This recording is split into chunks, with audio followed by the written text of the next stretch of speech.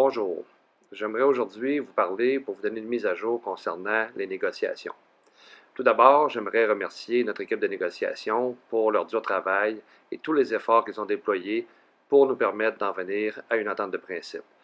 J'aimerais également profiter de l'occasion pour remercier nos sections locales, les membres des exécutifs et vous, les membres, pour votre bon travail et votre support indéfectible tout au long de cette difficile et longue ronde de négociations.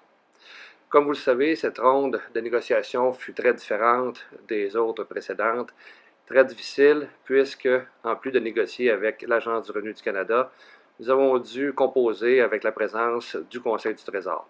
En fait, l'équipe de l'ARC a dû retourner au Conseil du Trésor pour faire avaliser tous les changements qui sont intervenus au cours de la négociation, ce qui a prolongé indûment le processus et qui a engendré des difficultés inutiles.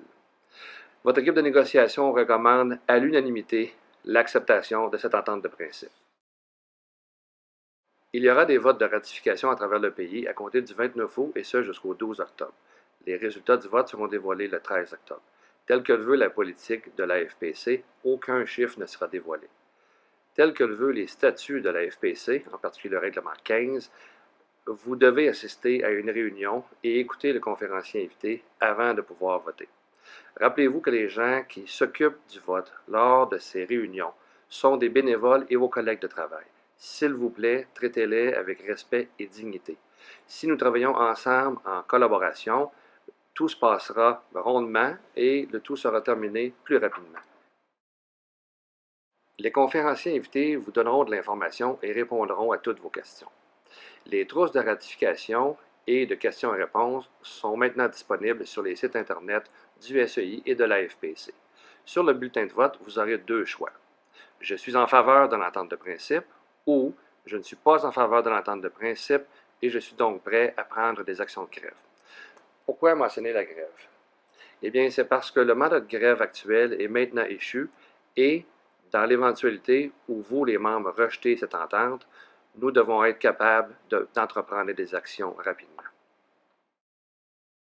Laissez-moi terminer en vous disant que l'équipe de négociation supporte unanimement cette entente. Ils croient qu'ils ont obtenu le maximum de ces négociations avec ou sans mandat de grève. Maintenant, la décision finale vous revient à vous, les membres. Prenez note qu'il y a deux changements importants qui sont intervenus dans cette ronde finale de négociation pour parvenir à cette entente de principe.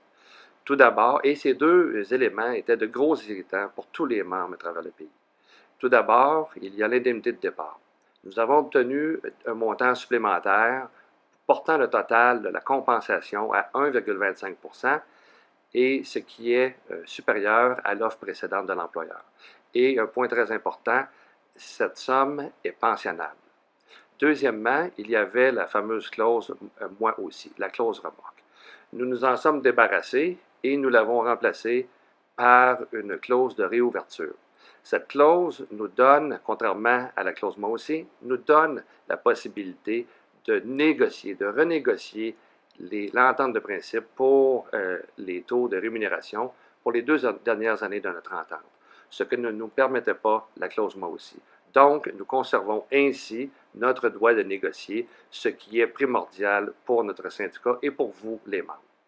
J'aimerais finalement vous remercier pour votre support indéfectible tout au long de cette ronde de négociation et je vous invite à aller voter en grand nombre. Merci.